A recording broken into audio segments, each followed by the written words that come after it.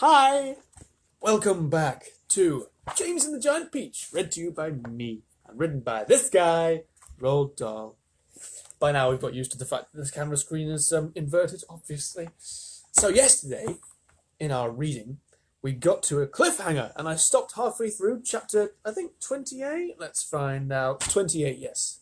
So we're going to carry on from there. To catch you up, they've just been assaulted by some cloud men. Now, I hope you can't hear Becca baking in the background, but never mind. I'll just talk louder. Mwah! Okay.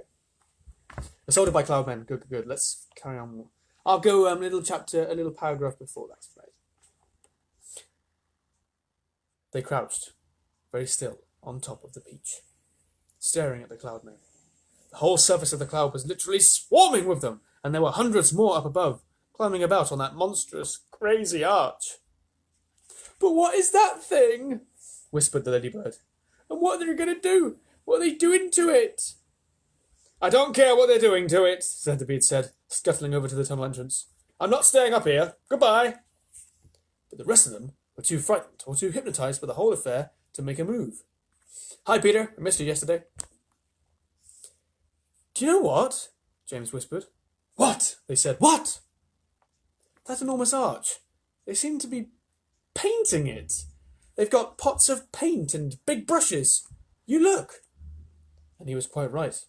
The travellers were close enough now to see that this was exactly what the cloudmen were doing. They all had huge brushes in their hands, and they were splashing the paint onto the great curvy arch in a frenzy of speed, so fast, in fact, that in a few minutes the whole of the arch became covered with the most glorious colours: reds, blues, greens, yellows, and purples.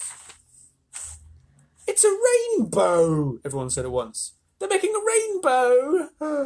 Oh, isn't it beautiful? Just look at the colours." "Centipede!" they shouted. "You must come up and see this!" They were so enthralled by the beauty and brilliance of the rainbow that they forgot to keep their voices low any longer. The centipede poked his head cautiously out of the tunnel entrance. "I can't." "Eh? What the hell?" Couldn't resist. "Well, well, well," he said. "I've always wondered how those things were made. But why all the ropes? What are they doing with the ropes?" Good heavens, they're pushing it off a cloud," James cried. "There it goes, they're lowering it down to the earth, with ropes." "And I'll tell you something else," the centipede said sharply. "If I'm not greatly mistaken, we ourselves are going to bump right into it." "Bless my soul, he's right!" the old green grasshopper exclaimed. The rainbow was now dangling in the air below the cloud. The peach was also just below the level of the cloud, and it was heading directly towards the rainbow, travelling rather fast. We're going... Hang on, wait a minute. I skipped 2 lines. Got too excited. "We are lost!" Miss Spider cried, wringing her feet again. How do you wring your feet? That's how you wring your feet. "The end has come." "I can't stand it," wailed the earthworm. "Tell me what's happening." We're going to miss it," shouted the ladybird.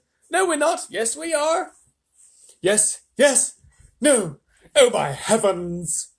"Hold on, everybody," James called out, and suddenly there was a tremendous thud as the peach went crashing into the top of the rainbow. Oh boy. This was followed by an awful splintering noise as the enormous rainbow snapped right across the middle and became 2 separate pieces. Here's a picture for you. Oh dear. How very destructive. I forgot that happened. The next thing that happened was extremely unfortunate.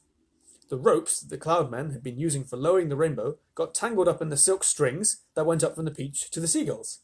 The peach was trapped. Panic and pandemonium broke out among the travellers, and James Henry Trotter, glancing out quickly, saw the faces of 1,000 furious cloudmen peering down at him over the edge of the cloud. Their faces had almost no shape at all, because of the long white hairs that covered them. There were no noses, no mouths, no ears, no chins. Only the eyes were visible in each face. 2 small black eyes glinting malevolently through the hairs. That wasn't malevolent. There you go. Then came the most frightening thing of all. One cloudman, a huge hairy creature who must have been 14 feet tall at least, suddenly stood up and made a tremendous leap off the side of the cloud, trying to get to one of the silk strings above the peach. James and his friends saw him go flying through the air above them, his arms outstretched in front of him, reaching for the nearest string, and they saw him grab it and cling to it with his hands and legs. And then, very, very slowly, hand over hand, he began to come down the string. "Mercy! Help! Save us!" cried the ladybird. "He's coming down to eat us!" wailed the old green grasshopper. "Jump overboard!" "Then eat the earthworm first," shouted the centipede. "It's no good eating me. I'm full of bones, like a kipper." Ready? Another picture. Look at the cloud man. Very hairy, isn't he? Looks a bit like a yeti. He looks actually almost cute. Anyway. "Centipede," yelled James. "Quickly, bite through that string, the one he's coming down on." The centipede rushed over to the stem of the peach and took the silk string in his teeth and bit through it with one snap of his jaws. Immediately, far above them, a single seagull was seen to come away from the rest of the flock and go flying off with a long string trailing from its neck, and clinging desperately to the end of the string, shouting and cursing with fury, was the huge hairy cloudman. Up and up he went, swinging across the moonlit sky, and James Henry Trotter, watching him with delight, said, "My goodness, he must weigh almost nothing for just one seagull to be able to pull him up like that. He must be all hair and air." "Why, you little, I'm going to get you a..." The rest of the cloudmen were so flabbergasted at seeing one of their company carried away in this manner that they let go of the ropes they were holding on to, and then, of course, down went the rainbow, both halves of it together, tumbling towards the earth below. This freed the peach, which at once began sailing away from that terrible cloud. But the travellers were not in the clear yet.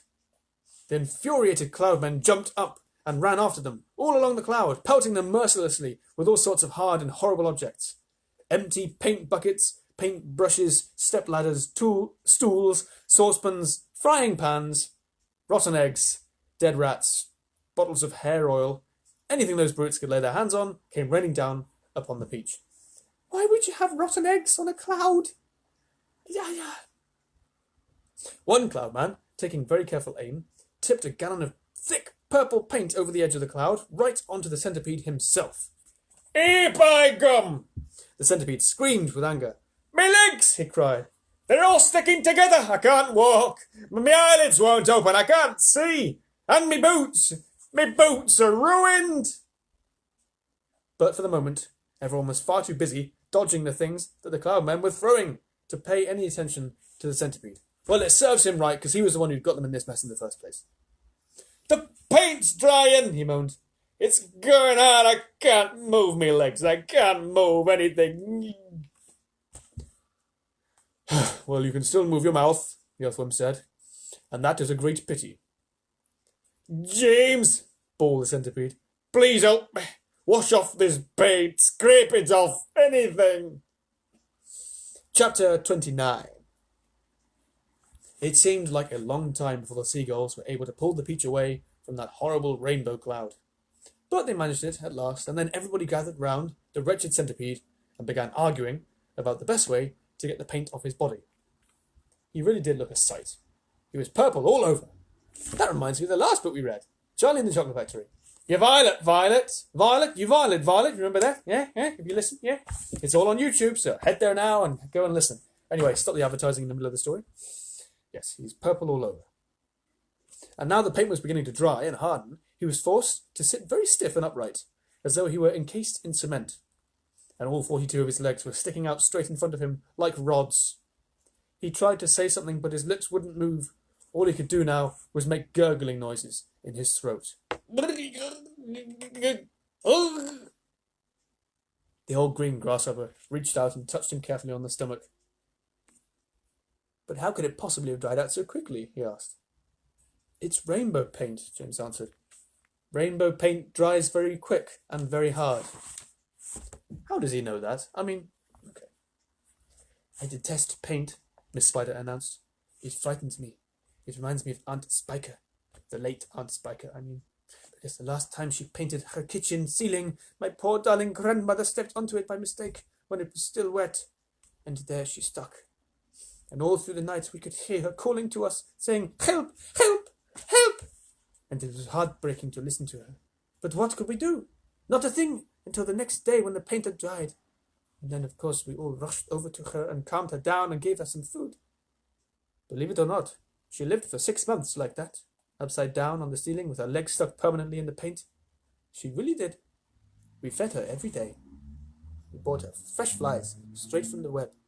But then, on the 26th of April last, Aunt Sponge, the late Aunt Sponge, happened to glance up at the ceiling, and she spotted her. 'A spider!' she cried. 'A disgusting spider! Quick! Fetch me the mop with a long handle!' And then, oh, it was so awful. I can't bear to think of it." Miss Spider wiped away a tear and looked sadly at the centipede. "You poor thing," she murmured. "I do feel sorry for you."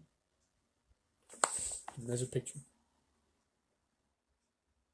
So I'll tell you guys a story. Last night, Becca and I were watching a video of someone singing, and then a spider, a massive one, like that big, started crawling along next to us, and I looked and I screamed. Oh, I can still remember it now. Gave me a heart attack. I don't mind spiders, but massive ones, when they just pop out of nowhere on your sofa while you're watching something. Ah! Thankfully, it went out of the window, because I'm not one for killing spiders. Anyway, let's carry on. So why would I do something nasty to a spider when look at little Miss Spider bully. Anyway, carry on. The earthworm, right. "He'll never come off," the earthworm said brightly. "Our centipede will never move again. He will turn into a statue, and we shall be able to put him in the middle of the lawn with a bird bath on the top of his head. We could try peeling him like a banana," the old green grasshopper suggested. "Or rubbing him with sandpaper," the ladybird said. "Not even now. If he stuck out his tongue," the earthworm said, smiling a little for perhaps the first time in his life. "If he stuck it out really far, then we could all catch hold of it and start pulling. And if we pulled hard enough, we could turn him inside out, and he'd have a new skin." There was a pause while the others considered this interesting proposal. "I think," James said slowly, "I think that the best thing to do..." Then he stopped. "What was that?" he asked quickly. "I heard a voice. I heard someone shouting." Chapter 30. They all raised their heads, listening. "Shh! There it is again!" But the voice was too far away from them to hear what it was saying. "It's a cloud man," Miss Spider cried. "I just know it's a cloud man. They're after us again." That's the third time. "It came from above," the earthworm said, and automatically everybody looked upwards. Everybody except the centipede, who couldn't move. "Ouch!" they said. "Help! Mercy! We're going to catch it this time!" For what they saw now, swirling and twisting directly above their heads, was an immense black cloud, a terrible, dangerous, thundery-looking thing that began to rumble and roar, even as they were staring at it. And then, from high up, on top of the cloud, the faraway voice came down to them once again, this time very loud and very clear. "On with the faucets!" it shouted. "On with the faucets! On with the faucets!" A faucet is a tap. 3 seconds later, the hole underneath of the cloud seemed to split and burst open like a paper bag, and then out came the water. They saw it coming. It was quite easy to see because it wasn't just raindrops. It wasn't raindrops at all. It was a great, solid mass of water that might have been a lake or a whole ocean dropping out of the sky on top of them. And down it came, down and down and down, crashing first onto the seagulls and then onto the peach itself, while the poor travellers shrieked with fear and groped around frantically for something to catch hold of. There you go. Bath time! That's fun. Turn the page. Something to catch hold of. A peach stem, the silk strings, anything they could find. And all the time the water came pouring and roaring down upon them, bouncing and smashing and sloshing and slashing and swashing and swirling and surging and whirling and gurgling and gushing and rushing and rushing. And it was like being pinned down underneath the biggest waterfall in the world and not being able to get out. They couldn't speak, they couldn't see, they couldn't breathe, and James Henry Trotter, holding on madly to one of the silk strings above the peach stem, told himself that this must be surely the end of everything at last. But then, just as suddenly as it had started, the deluge stopped. They were out of it, and it was all over. The wonderful seagulls had flown right through it and had come out safely on the other side. Once again, the giant peach was sailing peacefully through the mysterious moonlit sky.